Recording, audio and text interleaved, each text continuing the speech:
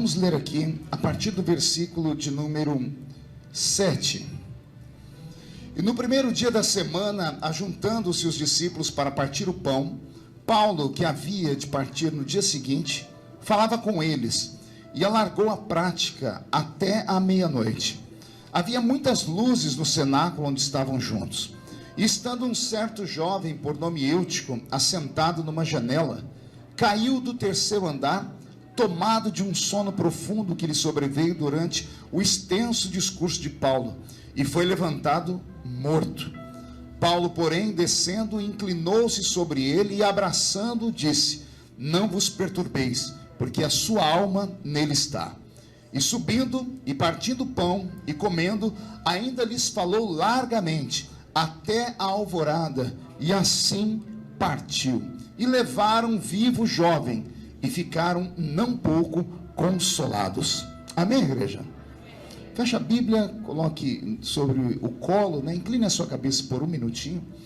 Pai, eu estou aqui neste ambiente que o Senhor preparou para esta noite. Os seus filhos já me colocaram em suas mãos, já oraram pela minha vida, e a minha oração não invalida deles, mas a minha oração, Senhor, completa a oração deles. O Senhor sabe que desde adolescente eu fiz um pacto de todas as vezes que tomar o microfone, orar. E a minha oração é aquela antiga, Senhor, que o Senhor cerque este lugar com a sua glória. E num raio de 5 quilômetros, onde houver um demônio alojado, eu dou a esses demônios segundos para sumirem daqui. Porque se não sumirem, serão queimados pelo poder da sua glória que aqui será derramado. Rasgue os céus sobre esta laje.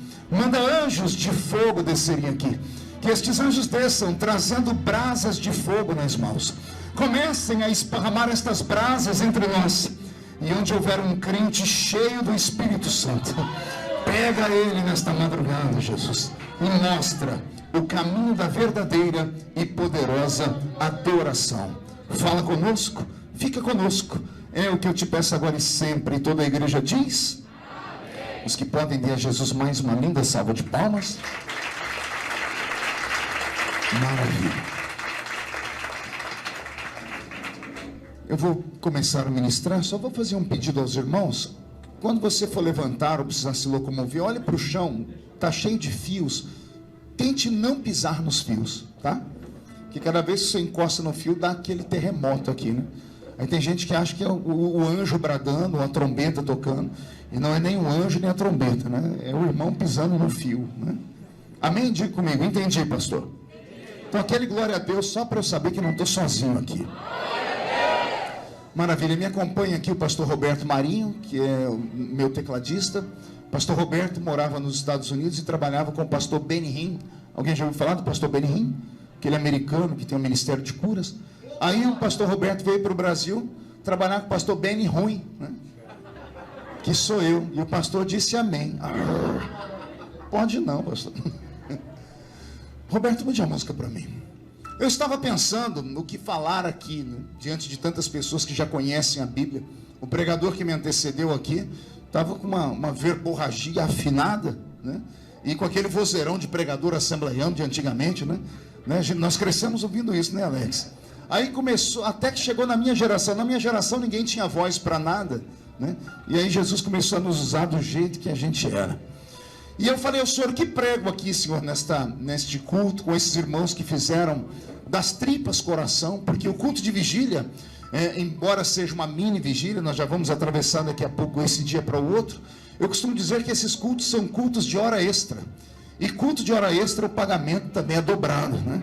Porque toda hora extra, o pagamento é dobrado. Então fique ligado, porque Deus pode tocar você profundamente aqui. E eu estava olhando os irmãos e veio ao meu coração o texto que eu li.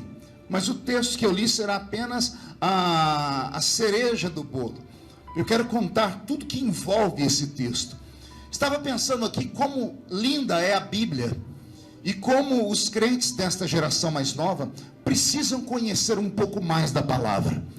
Digo isso porque eu prego desde criança, né? Me dá até angústia quando eu vejo aqui o pregador lá do Recife falar que me escuta desde criancinha. Como pode? O cabelo dele é tudo branco também, né? Como? Não, dá angústia, né? Dia desse eu estava num culto, chegou uma irmã perto de mim, ela devia ter uns 180 anos, né? E ela falou assim para mim, com aquela boquinha murcha, sem dente nenhum, falou: pastor, eu escuto o senhor desde criancinha. Eu falei: suas músicas no rádio, na Marumbi. Eu falei: música minha? Ela falou: o senhor não é o Feliciano Amaral? Eu falei: não, o Feliciano Amaral já dorme no Senhor. E fez a sinfonia toda para os animaizinhos dormir dentro da arca, né? Para Noé ter paciência de conduzir o povo, né? Mas faz parte, como eu prego desde criança. E desde criança pregando, o Senhor me levou pelo mundo todo. Eu preguei em mais de 80 nações do mundo, em todos os continentes da terra. E aqui no nosso Brasil, em mais de 4 mil municípios. Então todas as memórias que eu tenho da minha infância e adolescência, sou eu agarrado a um microfone como esse. Às vezes não como esse, porque esse aqui é moderno. Às vezes meu microfone era ligado numa caixinha de som, e a caixinha de som era ligada numa bateria de carro, porque não tinha energia no lugar. Eu falava aleluia, o povo entendia glória a Deus atrás. Pense numa confusão. Mas também não trago na minha memória, desde a minha infância até os dias de hoje, a lembrança de um culto, seja ele de manhã, tarde, noite ou madrugada, que Jesus tivesse faltado à reunião. Meia dúzia de irmãos entenderam, eu vou tentar melhorar. Eu quis dizer que desde criança até hoje, eu não me lembro de um culto que Jesus tenha sequer chegado atrasado à reunião. Às vezes, por motivo de força maior, nós atrasamos quando chegamos no culto. Às vezes, precisamos sair do culto antes dele terminar. Mas Jesus nunca fez isso. Ele sempre chega quando o primeiro crente chega. E ele só vai embora quando o último crente vai embora. Isso quando ele não encontra esses crentes loucos aqui, que amam emendar o culto numa vigília, né? Aí ele fica com eles até o sol raiar. Tudo isso porque ele deixou na sua palavra uma promessa. Ele disse: esta é a minha igreja, e as portas do inferno não prevalecerão contra ela. Quem pertence a esta igreja linda e poderosa? E como eu estava dizendo, nessas minhas andanças, Torquato, daqui para lá, de lá para cá, você que viaja o mundo todo é testemunha disso. Estamos vivendo um tempo de crentes que conhecem tão pouco da Bíblia, né? Os nossos cultos são cultos muito imediatistas, né? São cultos de promessa. Você vai conquistar, você vai ganhar, você vai ser curado, você vai ter dinheiro no bolso, sua família vai se unir, o Senhor vai fazer uma cirurgia plástica no seu rosto, você vai ficar bonito, né? Hoje as mensagens são assim, costumo dizer que são mensagens de autoajuda, né? Não que eu seja contra a autoajuda, eu sou amigo talvez dos maiores coaches do Brasil. Eles são bons em colocar o ego das pessoas lá em cima. Mas eu costumo dizer que culto, principalmente pentecostal, não é lugar de autoajuda, é lugar de ajuda do alto.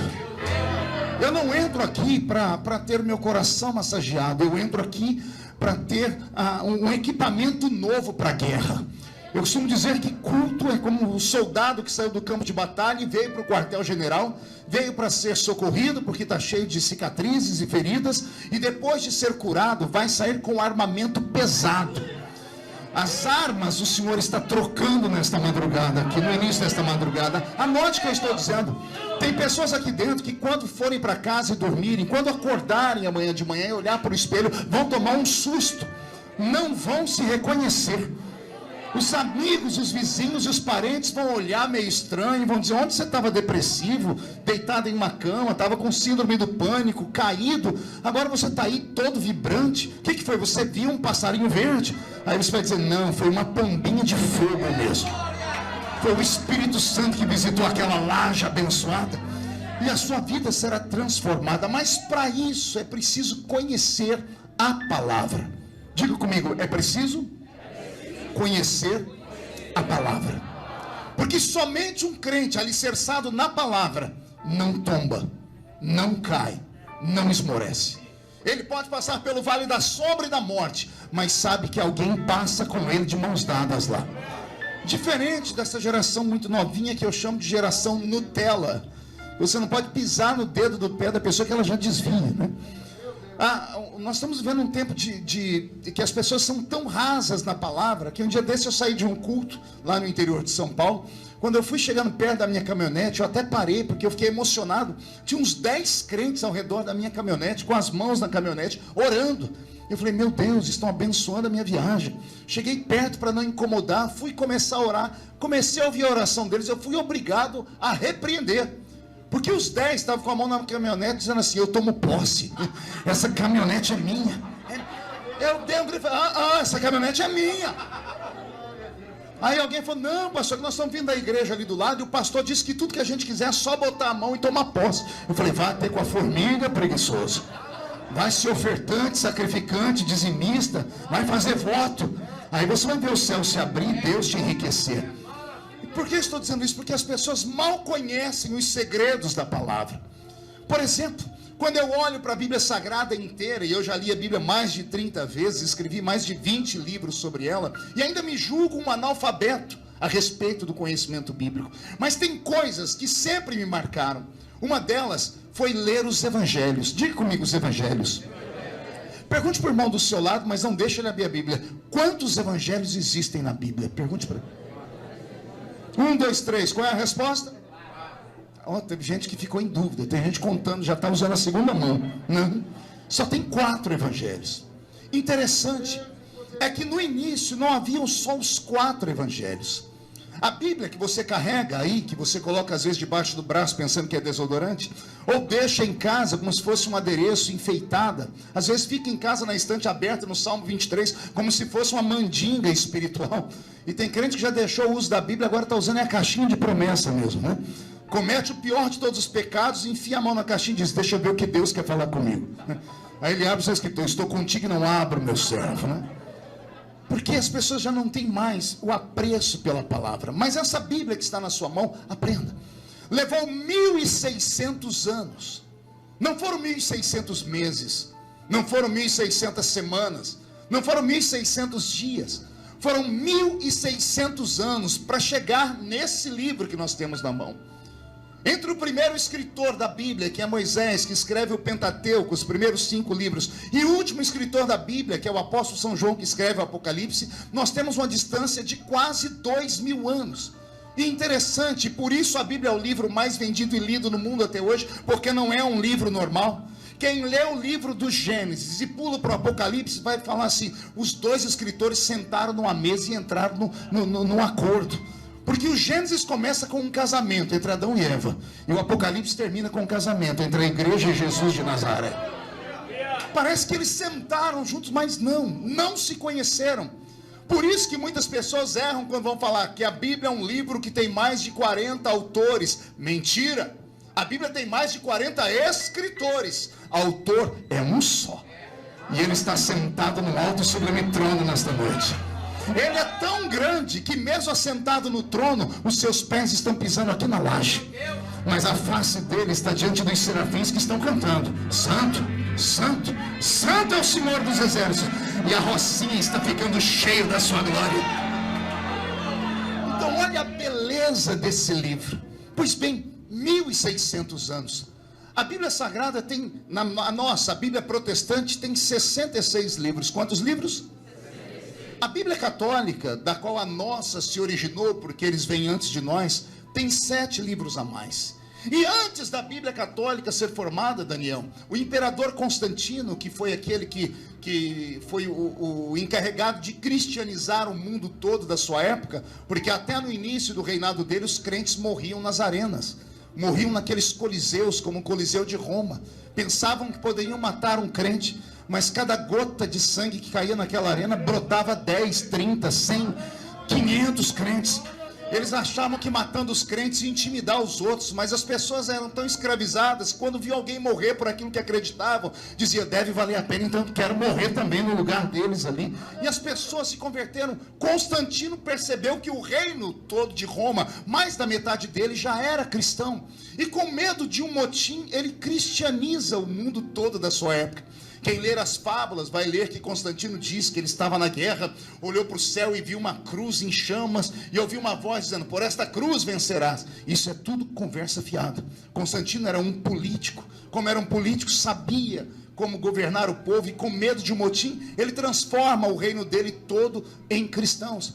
E ele começa a observar outras religiões que já existiam, e ele percebe que as religiões que mais prevaleceram e permaneceram no mundo eram religiões que tinham um livro. Diga comigo, um livro. Mais uma vez, um livro. Ele viu os judeus que eram embasados no Velho Testamento, no que nós chamamos de Torá, que são os primeiros 5 livros da Bíblia. Então Constantino diz, esta religião, o cristianismo vai além da religião, é uma filosofia, que é uma filosofia que ensina o homem a respeitar pai e mãe, respeitar a esposa, amar o próximo com a si mesmo. Então ele diz, preciso de um livro. Então ele começou a buscar os livros proféticos de Israel, e também os livros escritos na era pós-Jesus, depois que Jesus veio, morreu e ressuscitou.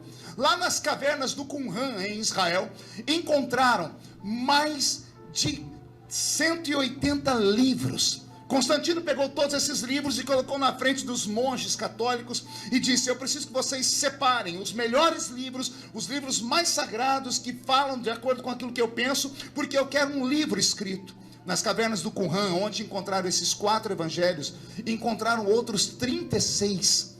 São 40 evangelhos, e eu já li todos eles, porque existem livros contando sobre os evangelhos apócrifos. O que eram os livros apócrifos? Eram livros escritos, segundo eles, sem a inspiração divina. E Deus foi permitindo, porque este livro se tornou o nosso guia. Então tivemos outros livros, e a pergunta que eu sempre fiz foi essa: se tinham 40, por que escolheram 4? Por que não 5? Por que não 6? Porque Deus permitiu que somente 4 escritores tivessem deixado na Bíblia para nós os seus evangelhos. Pergunte para mim, por quê, pastor? Quem conhece a Bíblia sabe que a Bíblia não é um livro que fala apenas com palavras. Ela fala com números. Existe uma numerologia bíblica. O crente pentecostal fica ouriçado quando compra qualquer coisa e aparece o número 7. Ele é renovado na hora. Ele comprou um carrinho velho, quando foi emplacar, apareceu o número 7, ele já entra no mistério. Eita, porque o número 7 é o número da... O número 3 na Bíblia é o número da Trindade, o número 1 fala do Deus único, o número 40, que é um número que aparece muito na Bíblia, é o número da provação. 40 anos de Israel no deserto, 40 dias de Elias jejuando, 40 dias de Jesus no deserto. Então existem números na Bíblia que falam conosco. O número 4 também fala. Pergunte por quê? Só falo se todo mundo perguntar. Porque o número 4 é o número da plenitude da terra. Todas as vezes que você ler a Bíblia, tem partes na Bíblia que é até engraçada. A Bíblia diz que existem 4 cantos da terra, só que a terra é redonda. Eu nunca achei nada de canto naquilo que é redondo. Mas o escritor diz que existem 4 cantos da terra. Existem 4 estações do ano que governam o nosso mundo. Existem 4 pontos cardeais primários: norte, sul, leste e oeste. O número 4 é o número da plenitude da visão do homem. Vou dar para vocês aqui um exemplo. Eu sei que muitos crentes aqui já foram em cinema, e se eu perguntar quem foi, vai ter gente que não vai levantar com medo de ser excluído, então não vou perguntar. Mas quem conhece cinema desde lá atrás, vão se lembrar que a primeira vez que foram ao cinema, o cinema era mudo, só havia imagem. Aquele cinema era chamado de Cine 1D, em uma única dimensão, que era a imagem. Se você for hoje em qualquer shopping assistir um filme normal, sem ser aquelas salas com 3 dimensões, você vai olhar o bilhetinho, vai estar lá, Sala Cine 2D, 2 dimensões, porque passaram a ter som e imagem. Daqui a pouco os homens foram evoluindo e criaram o filme em 3 dimensões. Quem já assistiu alguma coisa em 3D aqui? Você coloca aquele óculos, a primeira vez que eu coloquei, eu quase saí correndo. Porque eu vi o negócio que estava lá na tela, vim aqui, eu fiquei igual palhaço tentando agarrar. E não ri não, porque eu sei que tem muita gente aqui que já fez a mesma coisa aqui. Por que 3 dimensões? Porque além de você ter imagem e som, você interage com aquela visão. Só que aí vem um ser humano, sabe como é, e cria o cinema em 4 dimensões. Não sei se no Rio de Janeiro já tem. Eu me lembro quando fui aos Estados Unidos, eu fui lá na Disney e eu fui assistir um filme em 4 dimensões, Jesus de Nazaré. Pense num terremoto na tela lá, um navio chacoalhando e a sua poltrona começa a chacoalhar também. Eu crente pentecostal, o sangue de Jesus tem poder. O que é esse negócio aqui? Daqui a pouco começa um desenho dos Simpsons e aquela bebezinha dos Simpsons solta um pum. E o cheiro vem na cara da gente do pum. Porque na poltrona da frente tem uma canaleta que sopra. Aí para não deixar a gente atormentada, eles colocam lá uma rosquinha daquelas do Dunkin' Donuts, aquele cheiro gostoso. Quando passa numa chuva, cai água em cima da gente, mas só em forma de borrifar. O que é o cine 4 dimensões? Ele não tem só imagem, ele não tem só cor. Você não só interage, você se torna um ator dentro do filme. Você vive dentro dele. Isto é a 4ª dimensão. Ou seja, é a plenitude da visão dos homens. Existem 4 evangelhos na Bíblia só por um motivo. Pergunte qual? Cada evangelista foi um fotógrafo. E cada um deles tirou uma foto de Jesus. Um tirou uma foto de Jesus de frente. O outro tirou uma foto de Jesus de costa. Um tirou uma foto do lado esquerdo e a outra do lado direito. E quando você pega essas 4 fotos e coloca numa parede, você tem a visão plena daquilo. Se eu estivesse pregando em uma igreja antiga, não moderna, esse púlpito não seria assim. Seria de madeira. Quem já viu aqueles púlpitos de madeira? Se o pregador do púlpito disser, desenha este púlpito, as pessoas que estão na frente só vão conseguir desenhar na frente, enquanto que as que estão aqui vão desenhar as costas. A esquerda e a direita desenharão o que vem, porque ninguém consegue ter uma visão plena daquilo que é fechado, a não ser aquilo que está diante dela. Por isso, 4 visões, 4 dimensões, 4 retratos, e colocado na parede você tem uma visão plena de Jesus. O Evangelho de Mateus, por exemplo, desenha para nós um Jesus que é rei. Diga, rei. Pergunte para mim, por quê, pastor? Porque quem escreve é um judeu. E esse judeu, Mateus, ele só escreve isso porque ele viu um milagre pessoalmente quando Jesus estava caminhando pela terra. Mateus é possivelmente um dos únicos discípulos de Jesus que sabia ler e escrever. Havia aprendido aos pés do Dr. Gamaliel, lá na escola de Jerusalém. Aprendeu a arte da economia. Por isso foi absorvido por Roma, para ele se tornar um homem que mexia com dinheiro, um cobrador de impostos, um coletor de impostos. Você sabe como ele se converteu ou não? A Bíblia Sagrada diz que Roma mandou cobrar os impostos. Sabe como Roma cobrava os impostos dos judeus? Não mandavam um cobrador sozinho ir lá cobrar, senão as pessoas no motim matavam ele. Por isso que quando Jesus está caminhando na estrada, tem um cobrador de imposto em cima da árvore. Não é que ele subiu ali para ver Jesus, ele estava vindo na estrada e ele viu o povo vindo, com medo de sofrer o motim, ele subiu na árvore. Aí quando Jesus está passando, Jesus para e olha para a árvore e diz assim: ei, Zaqueu, hoje me convém entrar dentro da sua casa. Por isso que Zaqueu já desce assim: olha, tudo que eu roubei eu vou devolver, devolvo até 4, medo de morrer. Porque os cobradores de impostos não andavam sozinhos. Quando Roma mandava alguém cobrar, ela escolhia uma província de Israel, escolhia a principal avenida e mandava 200 cobradores de impostos. Quantos cobradores? 200 cobradores, cada um deles tinha um guarda do lado dele, uma espécie de guarda-costa, um soldado da guarda pretoriana, que ficava com o seu escudo, o seu arpão e a sua espada fincada aqui na sua cintura. Ficava para guardar o cobrador de impostos. Fazia um pregão e as províncias, as cidades, as aldeias vinham, as pessoas iam pagar o seu tributo ali. Jesus está passando por uma cidade nesta hora. E como ele era um cidadão, ele também exercia o seu direito de cidadania. E ele vinha de uma fase onde ele foi empresário, ele era carpinteiro. Imagine que ser carpinteiro na época de Jesus era como se você fosse o dono da fábrica da GM, porque tudo naquela época era feito de madeira, carro era feito de madeira, os móveis eram feitos de madeira. Então Jesus fecha a sua empresa para começar a pregar, mas ele tinha que pagar o tributo ainda. Então ele está vindo com alguns discípulos, e quando entram naquela avenida, 100 cobradores de impostos em mesas aqui, mais 100 aqui, soldados ali. Detalhe: todos os cobradores de impostos usavam a mesma roupa. Isso era uma estratégia. Todos eram homens letrados e estudados. Todos eram judeus. E judeu vai deixando a barba grande. Todos usavam um quipá sobre a sua cabeça. Eu quero que você tenha essa visão agora. Imagine você em uma avenida, 100 cobradores de impostos de cá, 100 cobradores de impostos de cá, todos usando a roupa da mesma cor, usando um quipá sobre a sua cabeça, todos com barba na cara. Quem lembra do Bin Laden aqui? Depois do Bin Laden, qualquer barbudo que a gente encontrava na rua dizia: é o Bin Laden. Porque a barba esconde a fisionomia. Roma fazia de propósito isso. Pergunte por quê? Para que os cobradores de impostos não fossem reconhecidos. Para que ninguém olhando falasse: ah, o filho da dona fulano de tal é cobrador. Quando todo mundo foi embora, a gente pega ele e mata, porque ele está roubando o seu próprio povo. Roma não tinha coragem de colocar romanos para cobrar os impostos. Por isso chamavam os judeus. E aí Jesus está entrando naquele movimento. Se eu conheço bem os discípulos práticos, eles devem ter dito: Senhor, cada um de nós vai ficar numa fila, quem for chamado primeiro, vai todo mundo para lá, porque a gente economiza tempo. E Jesus dizendo: não, aqui tem algo especial para fazer. E alguém diz: que tipo, Senhor? Tem alguém aqui que Deus escolheu. Tem alguém que é diferente. Aí os discípulos olham na cara dos 200 cobradores de impostos, usando a mesma roupa, uniforme, usando o mesmo chapéu na cabeça, a mesma barba. E os discípulos dizendo: só ele para ver aquilo que ninguém vê. Porque para nós é tudo igual. Porque homem olha para fora, mas só Jesus consegue enxergar por dentro. Jesus vai andando e de repente ele para na frente de um cobrador de imposto e diz para os meninos: é aqui.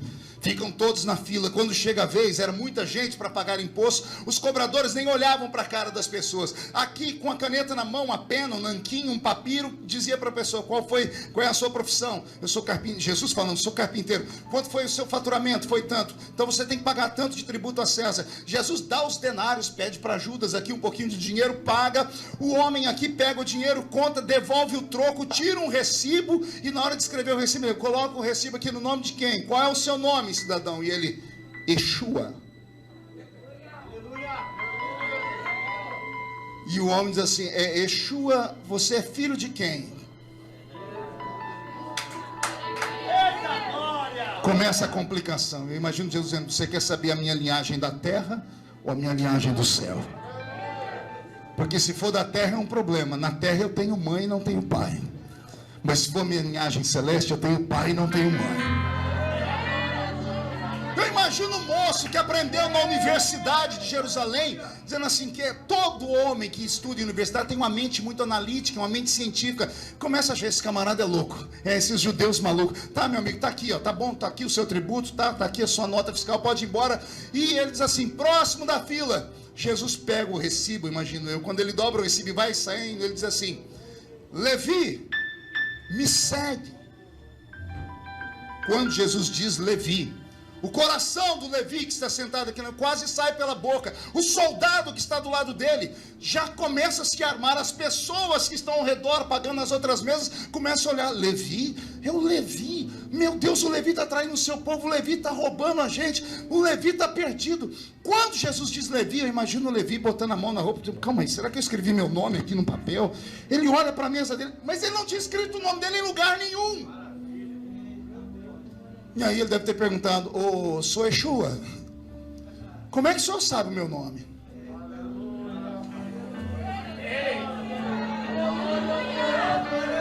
Aí Jesus deve ter olhado para ele dizendo assim: eu não sei só o seu nome, eu te vi no ventre da sua mãe, eu conheço o seu passado e posso escrever o seu futuro. Ei, Levi, me segue, Levi. E Levi parte para andar ao lado de Jesus. Por que você acha que mais tarde Jesus troca o nome dele e chama ele de Mateus? Porque o nome Levi ficou marcado. Todo mundo sabia que o tal do Levi havia traído Israel, então o nome dele é trocado para Mateus. E como era muito estudado, andou ao lado de Jesus, e ele sabia que somente o Messias tinha o dom da profecia. E cada vez que ele anda ao lado de Jesus, ele vai desenhando Jesus como rei. O evangelho de Mateus é um evangelho que começa com genealogia. Ô, palavra bonita e difícil. Diga comigo: genealogia. Mais uma vez. Se falar 3 vezes, está batizado com o Espírito Santo. Ô, palavra abençoada. Genealogia. O que é genealogia? Eram pessoas que tinham linhagem, eram pessoas que sabiam de onde tinham vindo, eram pessoas que conheciam a estrutura da sua família, conheciam o pai, o avô, o bisavô, o tataravô, até traçarem a linhagem toda e chegar lá nas 12 tribos de Israel. Só tinha genealogia quem vinha de família que primeiro sabia ler e escrever, de pessoas que tinham cultura, e somente as pessoas aristocráticas, as pessoas ricas tinham isso. Então Levi desenha para os judeus que esperavam o Messias como rei, Jesus como o rei. Por isso no livro de Mateus, Jesus é apresentado como Rei dos Reis e Senhor dos Senhores. Aí Mateus tira uma foto de Jesus com a coroa e diz: ele é o rei, e coloca a foto dele na parede. Saímos do evangelho de Mateus, entramos no evangelho de Marcos. Diga: Marcos. Para mim é o evangelho da Bíblia que tem o nome mais lindo de todos. Marcos, olha, a gente faz até biquinho para falar, né? Marcos. O Evangelho de Marcos é estranho. Pergunte para mim por quê. Primeiro, porque foi o primeiro de todos os livros do Novo Testamento a ser escrito. E ele é escrito 70 anos depois de Jesus ter morrido e ressuscitado. O Evangelho de Mateus, ou o Evangelho de Marcos, ele é mais estranho ainda porque Marcos não era discípulo de Jesus. Tente lembrar o nome dos 12 apóstolos. Veja se tem algum Marcos lá. E a pergunta que fica é: como é que um Marcos aparece no meio do caminho e escreve um evangelho? Só quem estuda muito bem o Novo Testamento vai se lembrar que esse Marcos apareceu na Bíblia. A primeira aparição dele está na Bíblia de uma maneira estranha. Jesus está num lugar e tem um rapaz que ele acorda e ele está pelado e sai correndo. Quem já leu isso na Bíblia? Tem um moço que está no evangelho, ele aparece, ele fica nu, quando ele vê, ele se embrulha num lençol e vai embora. Esse era João Marcos. Esse Marcos queria seguir Jesus, mas ele não tinha idade, não era emancipado. Então fizeram pegadinhas para ver se ele sumia. Mas ele era tão apaixonado pelas coisas de Cristo, que como ele não pôde ser discípulo de Jesus, mais tarde ele vai se encontrar com o apóstolo São Paulo. E ele se torna discípulo de Paulo. Só que vai chegar um momento que Paulo está sendo perseguido e Marcos sai correndo. E Paulo diz assim: não quero Marcos porque ele não presta, porque ele é um covarde. Aí passa o tempo, quando Paulo vai mandar uma carta para Timóteo, diz: Timóteo, estou te escrevendo esta carta porque eu estou aqui em Troas e eu deixei a minha capa, estou preso. Por favor, quando vier me visitar, traz a capa e traz Marcos, porque hoje eu vejo como ele se tornou um grande homem de Deus, como ele é importante para o reino. Agora, como Paulo jogou Marcos fora, Pedro, que era concorrente de Paulo, absorveu João Marcos e disse: você vai ser meu discípulo. E Marcos se tornou discípulo do apóstolo São Pedro. Como Marcos é de uma família rica, ele sabe ler e escrever. Pedro está há 30 dias antes da sua morte em Roma, preso. Quando ele está preso, sentindo que a morte vai chegar, ele recebe a visitação de João Marcos. Pedro é um pescador. Pedro não sabia ler, não sabia escrever. Então quando Pedro recebe a visita de Marcos, por impulso ele diz a Marcos: Marcos, na próxima visita, traz pena, nanquim e papiro. Por quê, Pedro? Porque antes de ir embora desse mundo, eu quero deixar um retrato de Jesus. Na próxima visita, Marcos senta do lado de fora, do lado de cá das grades, e Pedro está lá dentro. E Pedro dita o evangelho segundo escreveu São Marcos. O evangelho segundo escreveu São Marcos são os evangelhos mais simples da Bíblia. Pergunte por quê? Não tem genealogia, não tem nada de profundidade. Tudo que você lê no evangelho de Marcos é colocando Jesus como um servo. É como Jesus que cuida dos homens, é Jesus se colocando até abaixo dos homens para mostrar o amor. Por que Jesus ali é um servo? Porque Pedro era um homem sem letra. Era um homem que não sabia ler e escrever. Tudo que ele lembrava de Jesus era de impulso e de histórias. Tem um versículo no Evangelho de Marcos que não tem em nenhum outro. Pergunte qual? O último capítulo de Marcos, capítulo 16, versículo 7. Está escrito assim: que Pedro estava trancado dentro da sala quando Jesus ressuscitou. E quando as mulheres vieram lá do túmulo, entraram dentro da casa, elas pararam os homens que estavam lá dentro. Os discípulos disseram: estivemos na tumba e a tumba está vazia. 2 homens apareceram para nós e disseram: por que procurais entre os mortos aquele que vive? Ele não está aqui, ele já ressuscitou.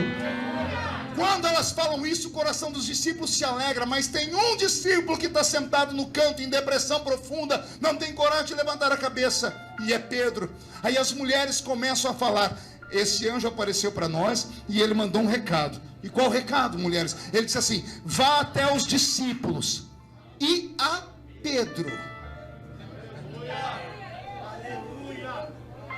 Vou repetir: avisem aos discípulos, vírgula, e a Pedro em particular, que o mestre vai encontrar ele lá na frente. Por que os outros evangelistas não escreveram isso? Porque eles não experimentaram isso. E o que significa isso, pastor? Pedro havia negado Jesus na madrugada da sua morte. Pedro se sentiu um lixo. Pedro é o discípulo que mais erra na Bíblia. É o discípulo que pula na água e afunda. É o único discípulo que anda ao lado de Jesus endemoniado. Jesus um dia tem que falar assim para ele: para trás de mim, Satanás. Pedro é aquele que deixa Jesus em saia justa. Jesus vai lavar os pés dos discípulos. Chega na vez de Pedro, Pedro não deixa. Aí Jesus diz assim: se eu não lavar o seu pé, você não tem parte comigo. Aí Pedro estica os pés e as mãos, diz: então lava o meu corpo inteiro. Se é para ficar perto do Senhor, não lava só os pés, não. Lava as minhas mãos, os meus braços. Me lava inteiro. Para os discípulos não significou nada, mas quando Pedro, no canto da casa, em depressão, se sentindo um traidor, ouve as mulheres falar que Jesus, ao ressuscitar, lembrou dele. Avisa aos discípulos e a Pedro. Essa palavra entrou no coração e quebrou as cadeias do diabo. O diabo perdeu Pedro naquele dia. Era a maneira de Jesus dizendo: não importa o que você fez, Pedro, eu continuo te amando. Não importa que você tenha me negado, eu ainda tenho história com você. Não importa o que aconteceu, lá na frente nós ainda vamos caminhar junto. Por isso que Pedro, quando morre e ao ser crucificado, diz aos romanos: eu não sou digno de ser crucificado como Jesus, me crucifiquem de cabeça para baixo, porque Ele é o meu Salvador. Por isso o Evangelho de Marcos é tão simples, porque foi ditado pela boca de Pedro. Quem diz um amém por essa palavra? Saímos do Evangelho de Marcos e entramos no Evangelho de Lucas. Só que eu vou deixar o Evangelho de Lucas para o fim, porque é dele que eu vou começar a pregar. O Evangelho de João é o último Evangelho escrito, sim ou não? O Evangelho de João é tão poderoso que me dá arrepio. Lembrando que João é um pescador e ele e Pedro eram sócios de uma companhia marítima. Se é pescador, é um homem iletrado também. Amém, igreja? Sendo um homem iletrado, eu pergunto para vocês: como é que um homem que não tem cultura, um pescador, começa escrevendo o seu livro do jeito que João escreveu? Alguém se lembra como é que começa o Evangelho de João? No princípio era o Verbo, e o Verbo era Deus, e o Verbo estava com Deus, e tudo que foi feito por Ele, e sem Ele, nada do que foi feito se fez. E Ele veio para os seus, os judeus, mas os seus não receberam. Mas a todos quanto receberam, deu-lhes o poder de serem feitos filhos do Deus vivo. Me dá arrepio. Olha o poder que tem só a recitação dos versículos. Não é um versículo normal. Você vai encontrar no Evangelho de João as características de Jesus como Deus, o Filho do Deus vivo. Você vai encontrar Jesus sendo reverenciado, e sinais mais prodigiosos, de Jesus subindo no Monte Tabor e refletindo luz como o sol. Você vai ver os maiores milagres de Cristo em situação de poder no Evangelho de João. Por quê? Porque João enxergou ele como Deus, o Deus que estava no céu, e mesmo sendo Deus, não tem por usurpação ser igual a Deus. Antes aniquila sua forma divina e desce entre nós e se faz carne, e caminha entre nós e traz a salvação para todos nós. Amém até aqui? Por isso João tira uma foto de Jesus como Deus e coloca lá naquela parede. Nós já temos 3 fotografias: ele como rei, ele como servo e ele como Deus. Agora olhe para o seu irmão e diga: preste atenção agora. Temos o Evangelho de Lucas, o Evangelho que no grego seu nome não é Lucas, é Lúcius. E esse grego, que tem um nome grego, e repito, esse grego, porque Lucas não é judeu, Lucas não é árabe, não é africano, ele é grego. Diga comigo, grego. E só de falar disso me dá arrepio. Quer perguntar o porquê?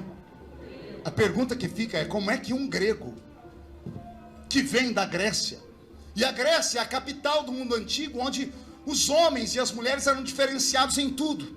Os gregos sempre foram mais bonitos do que todos os povos da terra.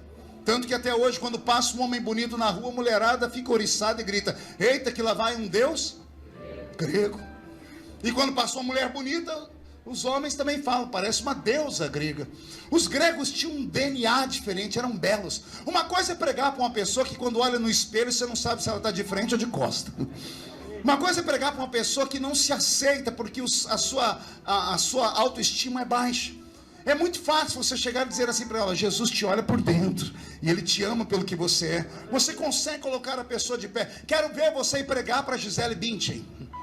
Quero ver você conseguir pregar o Evangelho para Leonardo DiCaprio. Essas pessoas que nascem diferenciadas com a beleza normal, por isso são exaltados a uma espécie de semideuses aqui nesse mundo. Os gregos eram bonitos. Além de bonitos, eram inteligentes. Diga comigo, inteligentes. Você já ouviu falar da tal filosofia?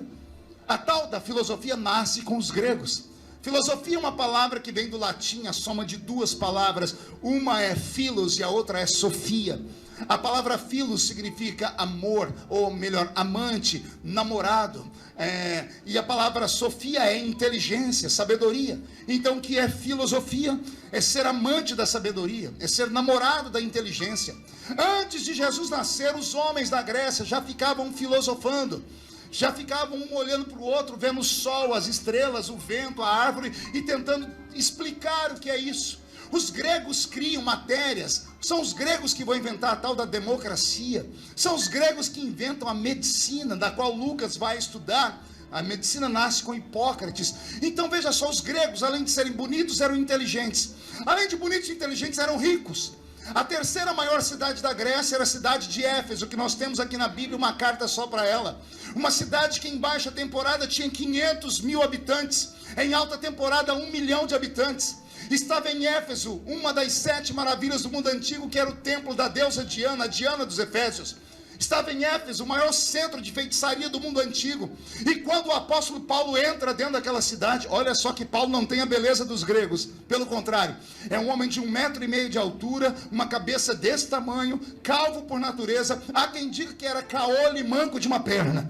E é esse o modelo que entra dentro da cidade, dos homens bonitos, das mulheres bonitas, dos homens e mulheres ricos, dos homens e mulheres sábios. Ele vai andando pelas ruas da cidade, os gregos deviam olhar e procurar uma madeira para dizer isola.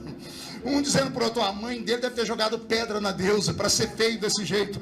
Mas se você tirasse o olhar da terra e visse o céu, a janela aberta e Deus olhando para a Grécia, Deus ia dizer, só tem um bonito aí. Só tem um aí que é a minha imagem, a minha semelhança. Porque enquanto os homens olham para fora, eu repito, eu continuo olhando por dentro. E é esse Paulo que sozinho vira a Grécia de cabeça para baixo. Ele fecha o templo da deusa Diana, ele acaba com a obra de feitiçaria. Alguém lembra de Atos 19? A Bíblia dizendo, e os feiticeiros da Grécia chegavam em Paulo e traziam as suas obras de feitiçaria, os seus livros de encantamento para serem queimados, porque o Deus de Paulo era maior do que os deuses da feitiçaria. E só para mandar um recado para os pentecostais que estão aqui, o nosso Deus continua o mesmo, tá? Não tem Zé Pilintra, Zé Pilantra, Chicaveira, Tranca-Rua, Preto Velho. Não há obra de mandinga, de feitiçaria, não há obra feita em cemitério, não há nome amarrado na boca de sapo que fique de pé do nome de Jesus de Nazaré. Nada, porque ele é maior do que tudo. E é esse Paulo que leva os gregos a conhecerem Jesus. Agora eu estou falando de Lucas. Lucas é um menino rico e mimado, um grego que sai da Grécia para estudar medicina no Egito, porque embora os gregos inventem a medicina, são os egípcios que pegam a medicina e transformam ela em matéria. Por isso que até os dias de hoje as pessoas ficam assombradas como é que aquelas múmias estão em estado de conservação depois de 2, 3 mil anos. Tamanha era a medicina que os egípcios usavam. Lucas aprende medicina no Egito. Ao invés de voltar para a Grécia, o Egito faz divisa com Israel.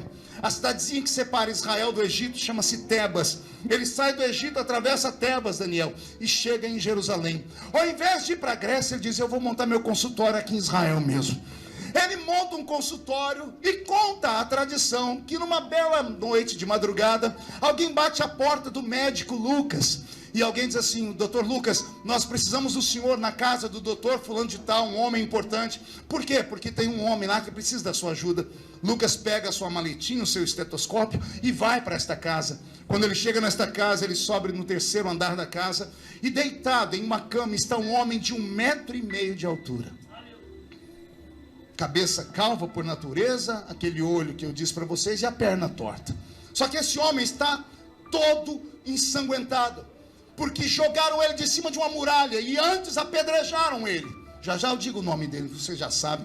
Ele está deitado na cama e alguém diz, doutor, o que o senhor acha? Lucas observa e diz assim, ele está em estado de coma. Só os deuses podem dizer. E alguém repreende, ele diz, os deuses não. Esse baixinho aí diz que só tem um Deus. Isso começa a mexer com a mente do médico, porque todo médico é um cientista e tem curiosidade. E Lucas passa a cuidar daquele nanico que ficou em coma 1, 2, 3 meses, não se sabe. E cada vez que ele está cuidando, o nanico era famoso, recebia visita de pessoas. Diz a história que entrou dentro da casa a família do Nanico. E quando olharam para ele na cama, ensanguentado, perguntaram ao médico: Lucas, vai demorar muito para ele voltar, doutor? E Lucas diz: só os deuses sabem. E as pessoas começam a rir e dizem: não, doutor, enquanto ele era da nossa família, ele até cria em alguma coisa, mas depois que ele virou dessa religião aí, ele só acredita num Deus. Como assim? Ele fala que esse Deus deu tudo para ele, quando na verdade tirou, doutor. Quando ele voltou lá para nossa cidade, em Tarsis, a família deserdou ele, e ele, que era um homem poliglota e advogado, teve que aprender a costurar a tenda para sobreviver. Um dia nós fomos questionar ele, sabe o que ele disse para nós? Eu sei viver em abundância, mas também sei padecer necessidade. E nem a altura, e nem a profundidade pode me separar do amor de Jesus Cristo. Um dia está Lucas lá cuidando do doente e entra um povo que vem lá da Grécia, parentes de Lucas, assim, de sangue. E quando entra assim: doutor, falta muito para ele voltar. Por que? Pergunta. Não, que ele esteve lá na nossa cidade, em Tessalônica, e ele fez uma pregação que deixou a gente tudo meio perturbado. Como assim? Foram falar para ele da morte, ele deu risadas. Por quê? Ele disse que vai chegar uma hora que as pessoas vão ressuscitar. Como assim? Eu imagino a pessoa pegando um papelzinho no bolso. Calma aí, que é muito difícil que ele falou. Ele falou que é uma tal de escatologia que ele pregou para nós. Coisas do futuro. Ele dizia, O que ele falou para vocês? Ele disse assim, ó: e dada a palavra de ordem, o mesmo Senhor descerá do céu com alarido, voz de arcanjo e trombeta de Deus. Os que morreram em Cristo ressuscitarão primeiro. Depois nós, os que ficarmos vivos, seremos transformados e arrebatados seremos, e estaremos para sempre com o Senhor Jesus nos ares. Naramassuri de Candorou, Assuri de Candarabas, Erebeherebessuri Candorou, Macharabatara. Essas histórias de arrebatamento, de morto ressuscitar, entram na cabeça do grego Lucas, do médico, e ele não entende bulhufas. Ele fica curioso. Ele agora quer ver o moço deitado na cama. Qual é o nome de quem está deitado na cama? Ele quer ver esse tal de Paulo ressuscitar logo, voltar dos mortos, porque quem está em coma está meio vivo, meio morto, e que espera ele voltar para ele questionar, até que chega o dia que Paulo volta. Quando Paulo abre os olhos e senta na cama, Lucas está lá e Lucas diz: deita. Mas por que? Deita, eu sou seu médico. Deixa eu ver sua pulsação. O que o médico faz? E Paulo começa a perguntar: onde estou? Quem sou eu? O que estou fazendo? E Lucas conta para ele: acharam você caído num despenhadeiro ali, parece que jogaram pedra, te jogaram de cima, e a memória vai voltando. E Paulo diz: eu sei o que eu estava fazendo. Doutor, o senhor me libera porque eu tenho que voltar a fazer o que eu estava fazendo. E Lucas diz: não, você não pode sair de perto de mim de jeito nenhum, porque a responsabilidade da sua saúde está sobre mim, eu sou pago para cuidar de você. Ele diz: doutor, me libera logo. Não posso, você não pode sair daqui. E o doente começa a gemer: ai! E Lucas diz: está vendo? Você não pode sair daqui. O que está doendo? É a cabeça? Ele diz: não, doutor. Ai! Ai, o que? O que está doendo? As pernas? Você caiu de... O que? Não, ai, o que, Paulo? Ai de mim, se não anunciar o evangelho de nosso Senhor e Salvador Jesus Cristo. Essas coisas ficam na memória do médico grego. E o médico então faz um negócio com Paulo. Pergunte qual? Só fala se todo mundo perguntar. Só se perguntar fazendo biquinho. Que povo fofo. Ele diz assim: vamos fazer o seguinte, o senhor não pode ficar sem orientação médica. Eu, Lucas, me proponho a caminhar contigo como seu médico particular. Paulo já vai dizendo: não tenho dinheiro para pagar. Ele diz: não quero dinheiro. Eu quero escrever sobre a sua história. Eu já sou rico, já sou médico, já estou cansado disso. Eu quero coisas diferentes, e em você eu vi algo diferente. Você permite? Eu ando do seu lado como biógrafo, mas não sou da sua religião. Meu Deus é Zeus, e o amigo e os irmãos de Zeus são meus deuses, Poseidon e Hades. E também temos lá no Monte Olimpo Hermes, Hera, Afrodite, e vai falando todos os deuses da Grécia. E Paulo dizendo: você tem certeza? Quer andar do meu lado? Por quê, Paulo? Porque o que eu tenho em mim pega. Pegou aí ou não? Não ande com gente muito crente, porque se andar você vai ficar tão louco quanto é a pessoa. Eu costumo dizer que a pior coisa que tem para um pentecostal é chegar na igreja e sentar perto de uma geladeira humana. Daquele crente que você chega perto dele, se ficar 5 minutos você pega resfriado, de tão gelado que a pessoa é. Você chega todo animado para o culto e diz: a paz do Senhor. A criatura responde assim, ó: nhô. Já viu? Você chega todo: a paz do Senhor, meu irmão, e diz: nhô. Você pergunta: como é que está a sua mãe? Eu não tenho mãe nem pai, é para morrer. Você senta perto dessa criatura, o que está nela de ruim pega na gente. Tem umas pessoas aqui que estão sofrendo. Não, é só olhar quem está do seu lado. Olha a cara feia da pessoa. Parece que foi batizada num pote de vinagre. Passa o culto inteiro olhando a cara do pregador, desafiando ele. Fica o culto inteiro olhando para mim com esse olho seco. Segura aí. Olho de sapo que morreu no dia de enchente. Fica o culto inteiro com essa boca travada, essa boca de aço, essa língua de ferro, esse queixo de concreto. Se você sentou perto de um geladão, eu tenho pena. Em compensação, se o geladão sentou perto de um canela de fogo, vou ter que dar aquele grito, Daniel: sai da frente, Satanás! Porque se o frio pega, o fogo pega também. O fogo pega também. O que Lucas foi fazer da vida dele? Foi andar ao lado de Paulo. Cada vez que ele anda, ele vê uma coisa esquisita e escreve. O livro de Atos dos Apóstolos foi o primeiro livro que Lucas escreveu. Ele escreveu o primeiro livro de Atos porque ele era biógrafo não convertido. E tudo que ele vai vendo, ele vai escrevendo. É tudo coisa estranha. Até que ele chega no capítulo 20. Agora eu vou começar a pregar. No capítulo 20 de Atos, Paulo está pregando. Ele começa a pregar um sermão que a gente chama de sermão espada. Pergunte por quê? Comprido e chato.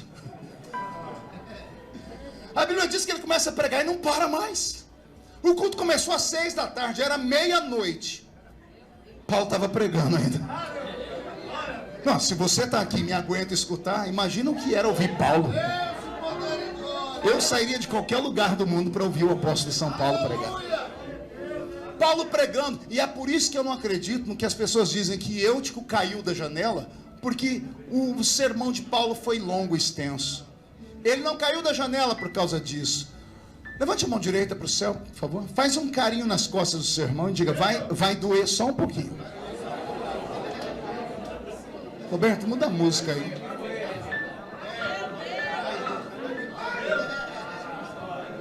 Eutico despencou daquela janela por algumas razões. Primeira razão, ele resolveu sentar na janela. Pergunta que fica: quem está na janela está olhando para dentro ou para fora? Ninguém consegue explicar. Ora a pessoa olha para dentro, ora a pessoa olha para fora. O crente tem que escolher o lugar dele na igreja. Não fique no lugar errado, porque se você ficar no lugar errado, você corre o risco de despecar. Quem não fica no lugar onde Jesus colocou ele, cai. E depois não vai jogar a culpa no pastor, no irmão, na irmã, não. Você nasceu para ser pé, mas queria ser mão. Você nasceu para ficar sentado, você queria estar no lugar pregando, aí termina o culto, vai lá para fora, junta meia dúzia de crente frustrado igual você, pega a língua que é maior do que a minha gravata e dá-lhe falar do culto. Ah, se fosse eu pregando, ah, se fosse eu cantando, ah, se fosse eu, se fosse para ser você, era você infeliz. Jesus não erra quando chama, não. O problema é que você está no lugar errado. Por isso fica o culto inteiro parecendo com uma rolinha que tomou uma pedrada na árvore, ombro caído, barriguinha murcha. Ninguém me ama, ninguém me vê, ninguém. Em nome de Jesus eu te repreendo agora. Se você estiver no centro da vontade de Deus, que é o lugar certo, pode levantar 11 mil demônios contra você. 1000 cairá de um lado, 10.000 cairá do outro, e você não será atingido.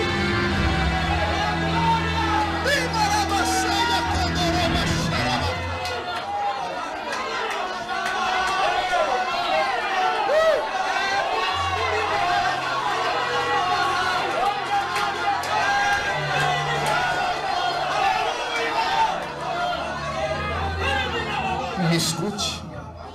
O que eu vou falar agora, você talvez nunca ouviu. A Bíblia Tudo que está escrito nela, nada é sem sentido. Antes da Bíblia falar que Eutico caiu, a Bíblia dá uma pista. A Bíblia diz: e as lâmpadas estavam acesas na casa. Repito, havia muitas lâmpadas acesas na casa. Falo de novo. Havia muitas lâmpadas acesas. Só que as lâmpadas lá não eram como essas. Não havia energia elétrica. Eram menorás, eram castiçais, eram lamparinas, que quando acesas, eram acesas movidas a azeite. O azeite batido, com fogo aceso, iluminava o ambiente. Como o culto começou às 6 e foi até meia-noite, quando deu umas 7, 7:30, acenderam as lâmpadas da casa, no primeiro piso, onde o povo estava. Mas Eutico estava sentado no terceiro andar. Ele estava sentado na janela. A fumaça das lâmpadas aqui embaixo começaram a subir. E Eutico está lá em cima. E o lugar do crente não é lá em cima. Todo mundo quer estar em cima. Aquele que quer estar em cima nunca estará. Porque não é o seu desejo, tem que ser o desejo dele. Porque isso fala de arrogância, isso fala de pessoas que querem pular degraus. E Eutico estava em cima. E as lâmpadas acesas mandavam fumaça para cima. Quando eu era menino, lá na Vila Tatu, a gente não tinha energia elétrica em casa. E eu não dormia, porque criança elétrica, se eu sou assim agora, imagina quando eu era menino. Tipo, sabe, de 5 anjos para me segurar. E aí minha mãe tinha uma fórmula mágica para me fazer dormir. Pergunte como. Ela botava uma lamparina na minha frente e um papel. Eu pegava o meu dedo e colocava o dedo na fumaça da lamparina. Alguém já fez isso? Aí na ponta do dedo criava um carvão, porque era movido a querosene. Aí com o carvão eu desenhava no papel. E ficava ali 15 minutos, não passava de 20. Cada vez que eu colocava o dedo na fumaça, a fumaça parava de subir e ia entrando aqui na minha narina. Como ela ia entrando na minha narina, ia entorpecendo. Daqui a pouco eu começava, em vez de falar Jesus, falava Genésio. E ia até desmaiar, porque a fumaça entorpecia. Eutico está sentado no terceiro andar. As lâmpadas estão acesas. E o que sai da lâmpada é o resultado do azeite queimado. É o incenso. É oferta de libação. É oferta de adoração. Somos os vasos do Senhor cheios de azeite. O fogo do Espírito desceu sobre nós. Cada vez que o fogo desce sobre o vaso cheio de azeite, sobe uma fumaça. Sai a adoração. Sai o grito de glória. Aleluia. Hosanas. Línguas estranhas. Profecias. E tudo que sai daqui não é para o homem. Não é para o pastor, não é para o evangelista, não é para o pregador, não é para o cantor, não é para o circo de oração, não é para a banda, não é para os jovens. O que sai é para aquele que está sentado no alto e sublime trono. Deixa eu te contar um segredo. Você sabia que o seu grito não chega no céu como barulho? Toda a adoração da igreja não chega no céu através de barulho. Deus não ouve a nossa adoração. Deus recebe a adoração. O Espírito Santo filtra a nossa adoração, porque se grito trouxesse Deus para a igreja, qualquer um que gritasse recebia. E tem gente que grita à toa. Tem gente que grita só para os outros achar que ele é mais santo do que os outros.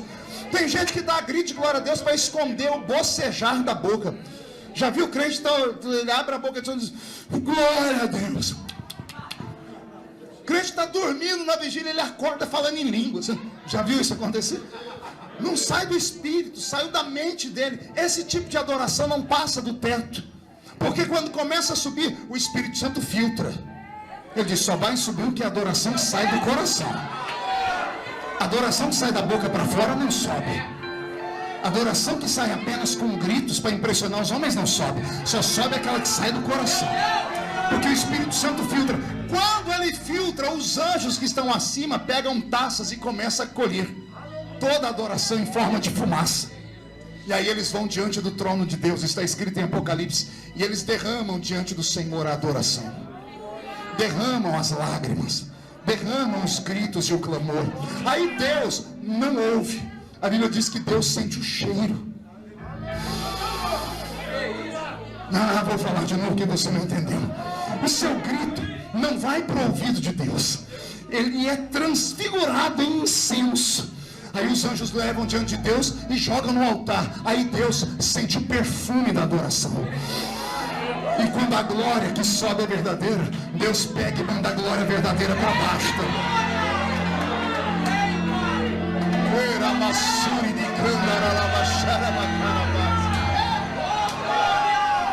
Olha onde vai dar isso.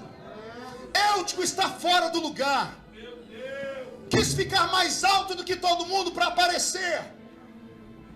Como estava fora do lugar, mais alto do que todo mundo, quando começou a subir a fumaça, ele sentiu o cheiro que não era para ele.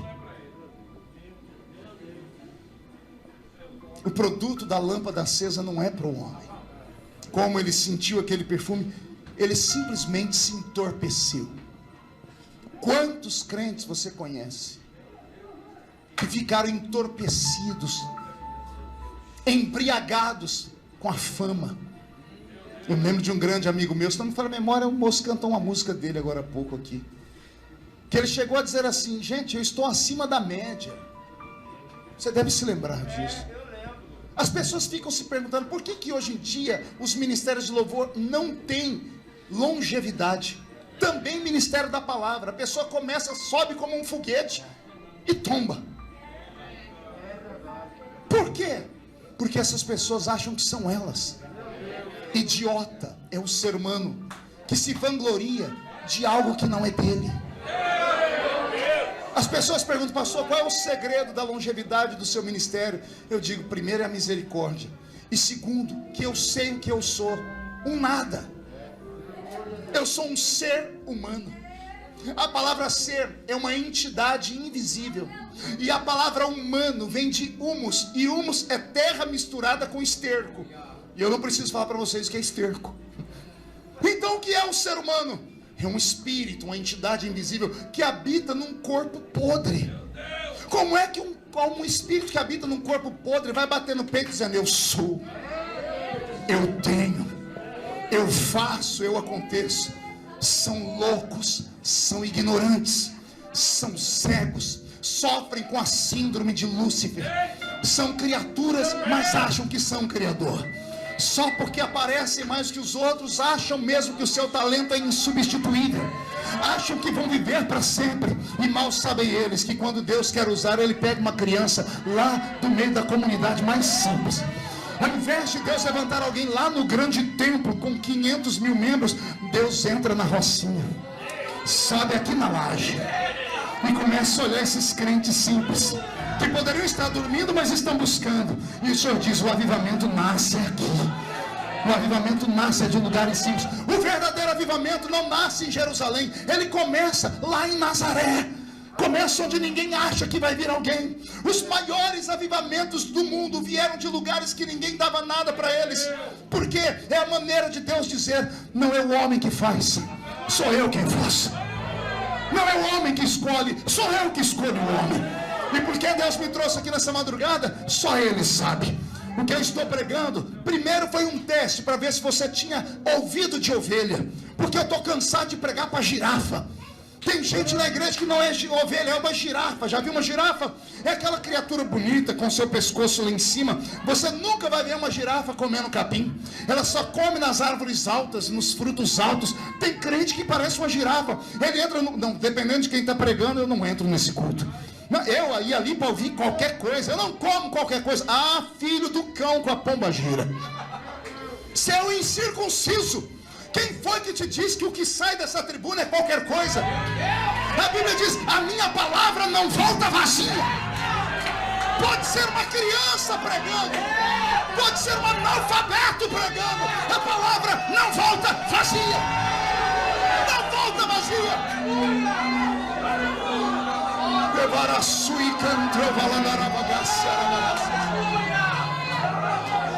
Eu comecei falando de teologia para sentir a igreja. E olha que eu vi gente amando, dizendo estou aprendendo. Mas eu vi gente olhando para o relógio e dizendo por dentro assim, ele não é mais o mesmo. Eu queria ver aquele menino da Vila Tatu que dava golpe de Kung Fu. Ele mudou. Mudei sim. Porque o tempo passa e todos mudam. Mas mudou só a embalagem. O conteúdo ainda é o mesmo. Agora dá uma olhadinha para você, crente. Não mudou nada a embalagem, mas por dentro você morreu. Não profetiza, não tem humildade, não aceita mais nada, pula de igreja em igreja como se fosse um macaquinho pulando de galho em galho. Procura a perfeição em todos, esquece que igreja não é. Você quer perfeição? Não vem à igreja, vai numa reunião do Lions Club, vá na maçonaria. Lá tem lugares de pessoas perfeitas e ricas. Igreja é hospital, querido. E no hospital só tem doente de Covid, canceroso, leproso. Mas o médico dos médicos está ali. A pessoa entra podre e sai curada. Entra caída e sai levantada. Aqueles que têm a humildade, é claro. Eutico estava no lugar errado e recebeu um perfume que não era para ele. Que Deus te coloque no seu lugar. E quando Jesus te levantar, se esconda na cruz. Porque o segredo da longevidade de qualquer ministério está na humildade. Está em você reconhecer que você é só um mero instrumento. E detalhe, nunca esqueça as suas origens. Não esqueça de onde Jesus te levantou. Olhe sempre para trás, pelo retrovisor. Tem gente que diz, não, crente não olha para o retrovisor, só para frente, para frente. Não, às vezes você precisa olhar para trás. A marcha mais poderosa de um carro não é a primeira nem a quinta, é o marcha ré. Pode ver que só tem uma. Para frente é 5, para trás é uma só. Porque é muito difícil usar o marcha ré. E às vezes é preciso usar o marcha ré, é preciso reconhecer quem você é. O segredo da minha sobrevivência está nisso. Os meus amigos me chamam de Highlander. Alguém lembra do Highlander? Era aquele herói que as pessoas matavam, daqui a pouco, olha ele vivo de novo. O que já foi de gente no meu enterro. Sério, chegam no enterro e se frustram, porque quando chegam lá, quando vão ver lá o corpo, tem um bilhetinho. Desculpa aí, ressuscitei ontem. Nunca conseguiram fazer a minha missa de 7º dia. Não deram conta, por quê? Porque eu estou alicerçado em Cristo. Quando alguém pensa que derruba, eles se esquecem que só pode derrubar aquele que levantou. O que o homem dá, o homem tira. Mas quando Deus dá, dá para nascer um homem na terra, um demônio no inferno ou um anjo no céu capaz de tirar. Se esconda em Cristo e você vai ver o seu ministério crescer. Saia da janela e vá cultuar com o povo. O Eutico despenca lá de cima, o infeliz, e cai e quebra o pescoço. Acabou com o culto de todo mundo. Olha o problema do crente fora do lugar. Olha o problema do crente arrogante. Tira a atenção de quem está pregando da palavra para ele. Acabou o culto, todo mundo foi ver o morto lá. Quando está todo mundo vendo o morto, começa a gritaria. Era meia-noite, pergunte qual gritaria. Um médico, precisamos de um médico, um médico. Quem é que vai achar médico à meia-noite? E não é que tinha um médico lá. Muda a música, Roberto. No meio do povo vem um moço alto, bonito, parecendo esses atores de Hollywood, cabelos encaracolados. Alguém diz, quem é esse? Dá licença, meu nome é Lucas, eu sou médico. Sou médico, sou da Grécia. Estava aqui passando. Ele não queria falar que estava com Paulo. Dá licença, deixa eu ver o doente. Lucas dá uma olhadinha, quando ele vê a cara do outro, ele diz, ih, isso aqui morreu. Saindo pedaço do cérebro pelo ouvido, que ele destroncou o pescoço, caiu lá de cima. Ele pega a pulsação, não tem pulsação. E aí, como todo médico bem experiente, ele diz assim, quem é a família? A família do rapaz ali. Como médico eu decreto, perdemos ele. Como assim perdeu, doutor? Isso é uma linguagem médica. Ele morreu. Começa o desespero. No meio do desespero vem chegando um nanico de 1,5 metro. Caolho e manco de uma perna. Careca, estava pregando lá. Gente, o que está acontecendo? Acabou o culto ali.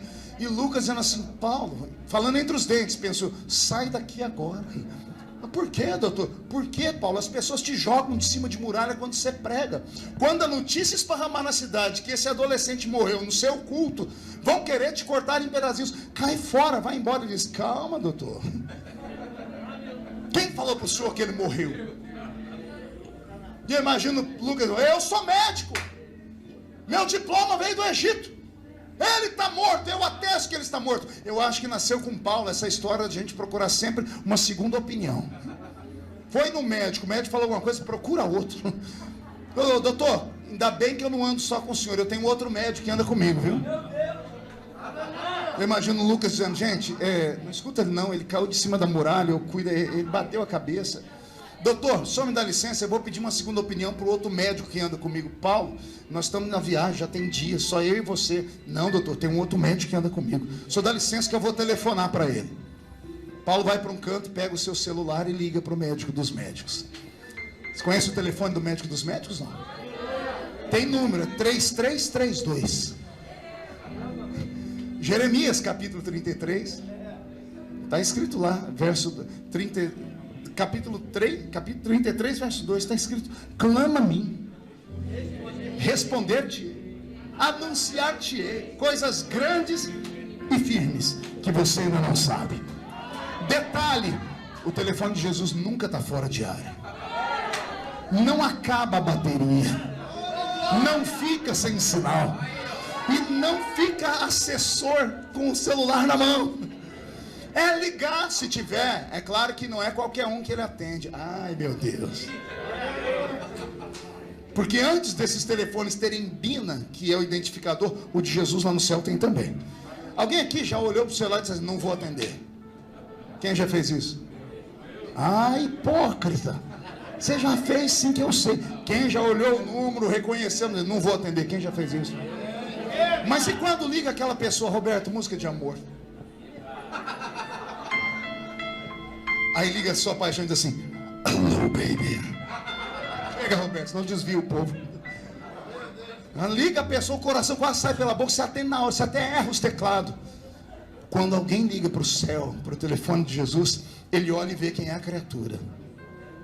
Aí ele procura a sua conta no céu. Sabia que nós temos uma conta no céu ou não?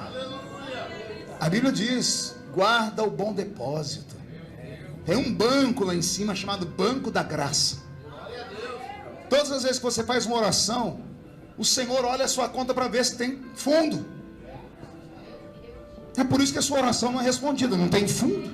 Você não deposita. Você vem para a vigília desesperado e diz assim, hoje é meu milagre. O milagre não vem, você vai lá para o candomblé. Tem que depositar, nem que seja de pouquinho em pouquinho. Como é que eu deposito, pastor? Um glória a Deus daqui, um aleluia dali, uma mãozinha levantada para cá, uma ida à escola dominical, um sacrifício de ir na vigília aqui na laje. São depósitos. E aí quando ele vê que tem saldo, você pode sacar. Pastor, eu estou lascado então, porque não tenho nada lá, meu saldo está no vermelho. Jesus me trouxe hoje aqui para dizer que ele vai abrir um financiamento para você. Vai haver um empréstimo. Só que você tem que dar alguma garantia para ter o empréstimo. E qual é a garantia, pastor? Você provar para ele que você ainda o ama, que você vai sair dessa vigília com a vida transformada, que você vai passar a amar mais esse livro do que os livros que você anda lendo. Você tem que provar para ele que você vai ter mais paixão por esse livro do que pelo Big Brother, que você vai passar mais tempo com esse livro do que com essa porcaria na mão, que você vai saber mais o nome dos profetas da Bíblia do que dos atores da Netflix. Porque eu sei que aqui na Rocinha tem muita gatunete, né? Já sei dessas coisas. Porque você vem para a igreja vazio, vem com essa cara fechada, quer que o pastor tenha na mão uma varinha de condão, quer que o pastor grite abracadabra e o céu despenque sobre a sua vida. E aí sai do culto dizendo, pregador, não tem mais unção não, viu? Será que sou eu que não tenho ou é você que está lascado? É, pastor, estou lascado, mas vim aqui. Não fez mais do que sua obrigação. Veio aqui porque apertou. Vigília não é culto para gente que está com a vida boa, não. Quem está com a vida boa está em casa dormindo. Só vem para a vigília quem está lascado. E se está lascado é porque lá atrás você fez alguma coisa que não devia. E ainda bem que você veio. E já que veio, se abre. Não fica com esse braço cruzado parecendo uma estátua. Vigília é culto de gente maluca. Eu amo vigília porque o crente pula, grita, planta bananeira, se joga debaixo do banco. Pergunte para mim por quê, pastor? Porque não tem mais nada para perder na vida, já perdeu tudo. Então diz, se sobrou isso, é isso que eu vou fazer. O Paulo ligou para o médico dele, e o médico dele olhou para o Eutico. Ó, como é bom ter uma segunda opinião. O médico grego disse, morreu. O médico dos médicos disse, está dormindo, Paulo. Paulo abre um sorriso colgado e diz assim, gente, o moço está só dormindo, viu? A alma está dentro dele ainda. Eu imagino o Lucas tentando sair de fininho. Paulo catando morto. Já que está dormindo, vamos acordar ele. Eu imagino Paulo dando uma sacudida, o pescoço parecendo de um frango destroncado. Até que de repente o pescoço endurece. E todo morto da Bíblia que ressuscitou, ressuscitou fazendo assim, ó, atchim! O espírito volta, alguma coisa ruim sai, a morte vai embora. Paulo coloca aquele moço de pé. E deve ter dito a eles que mais tarde ele vai contar para a igreja de Corinto. Assim como Jesus Cristo ressuscitou entre os mortos, aquele que está nele, pode ressuscitar também. Pergunte, o que aconteceu depois, pastor? Paulo voltou para a igreja e foi pregar de novo. A Bíblia diz que ele pregou até a alvorada. E quando terminou o culto, ele fez uma santa ceia. E quando está todo mundo saindo do culto, há um moço de pé na porta vivo. E todo mundo arrepiando, dizendo assim, ele estava morto e ressuscitou. O Cristo que ressuscitou Eutico numa madrugada, como já passamos da meia-noite, ele está aqui para ressuscitar você também. Vai ressuscitar os seus sonhos. Vai ressuscitar o seu ministério. Vai ressuscitar a sua família. Vai ressuscitar a sua chamada. E quando esse culto terminar, você descer aquelas escadas, vai descer possuído pelo Espírito Santo. E na próxima vigília não vai caber gente na primeira laje, na segunda laje, vai ter que ir para o meio da rua, porque esse lugar será chamado de Casa da Ressurreição. E só quem crê nessas histórias desse pregador maluco, fique de pé comigo, por gentileza. E dê uma salva de palmas a Jesus.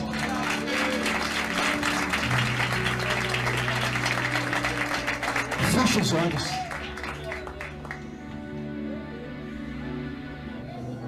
Você precisa ter primeiro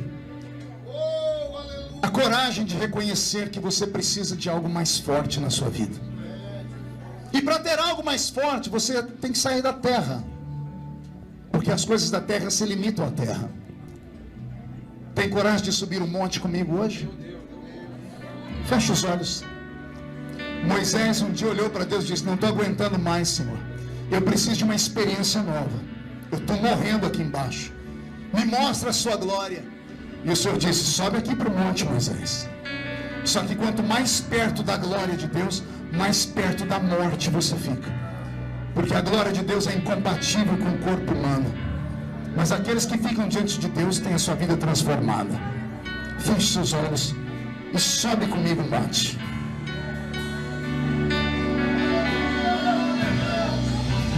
Casa mais simples, que o anjo da morte não entra.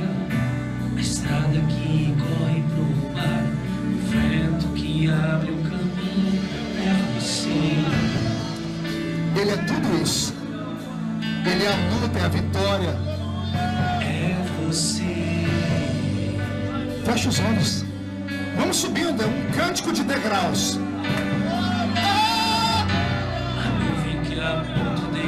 É a mesma que cobre o passado, o pão que sacia a fome, a rocha que mata a minha sede é você.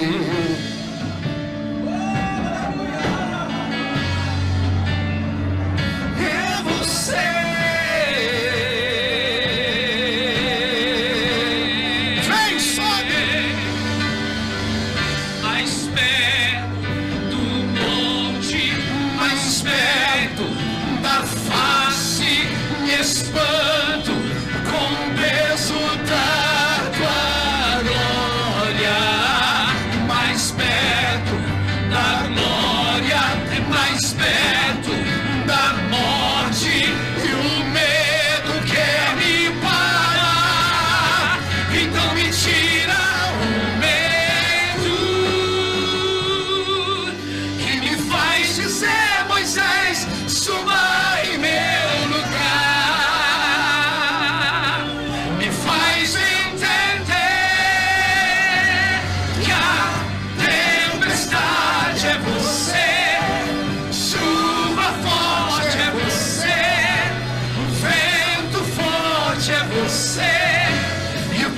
faz tremer as pernas. A porta aberta é você, mas a fechada é você. É tudo sobre você. Mais perto do monte, mais perto da face, me espanto com o peso da tua glória. Mais perto da glória, mais perto da morte, e o medo quer me parar, então me tira o medo. Que me faz dizer, Moisés, suba em meu lugar. Me faz entender, vem, que a tempestade é você, chuva forte é você, vento forte é você, e o que me faz tremer as pernas, a porta aberta. Mas a fechar é você, tudo sobre você.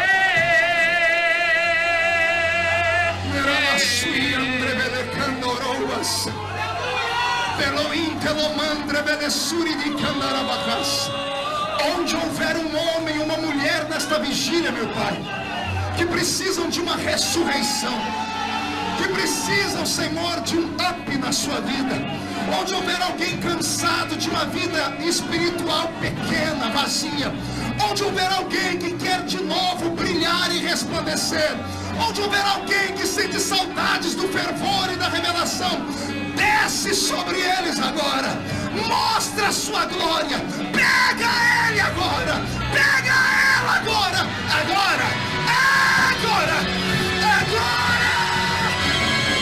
Eu vou subir no monte que muitos desistiram e vou ficar lá até te encontrar.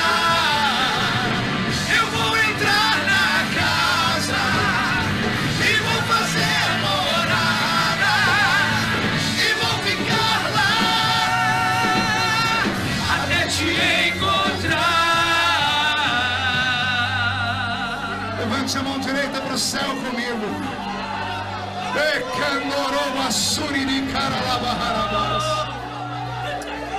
Me diga comigo, em nome de Jesus, todos os demônios que roubaram a minha fé, esfriaram a minha fé, roubaram os meus sonhos, as promessas, eu ordeno, venham para a palma da minha mão agora, fecha a sua mão, eu conto até 3, você joga no chão e pisa em cima, e aí você encontra 2 pessoas e diga para elas: o Senhor quer nesta noite cumprir as promessas na sua vida, mas para isso você tem que estar vivo, porque Ele já vem buscar a sua igreja. 1, você nunca mais será o mesmo.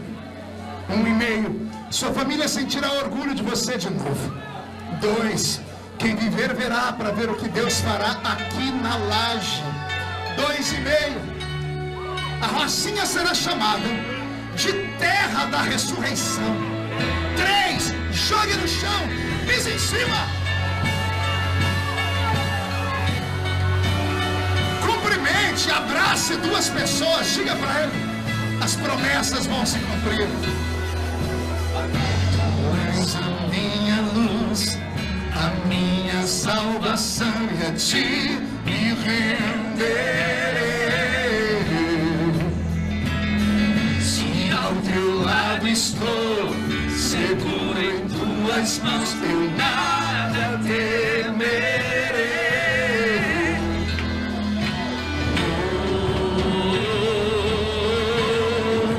Tu és santo, ó Senhor. De novo.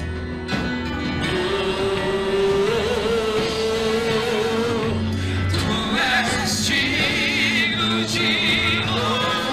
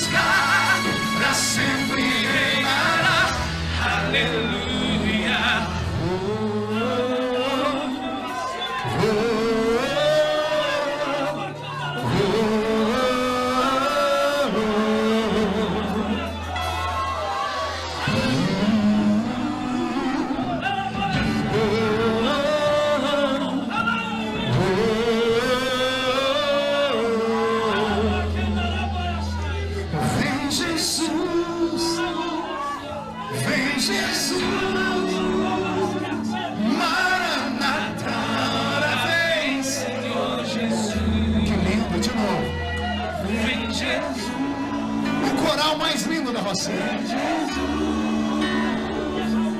Maranata, ora vem, Senhor Jesus.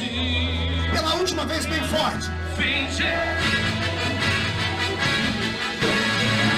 Canta, povo de Deus. Só em ti confiarei, só em ti confiarei. Eu nada temerei, em frente eu irei, pois eu sei quem Deus está. E um dia voltará do céu pra nos buscar, pra sempre reinarás. Aleluia.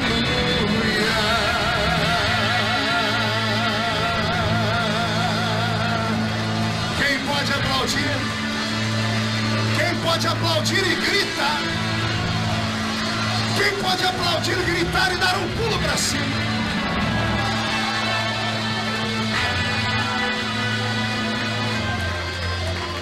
Amém.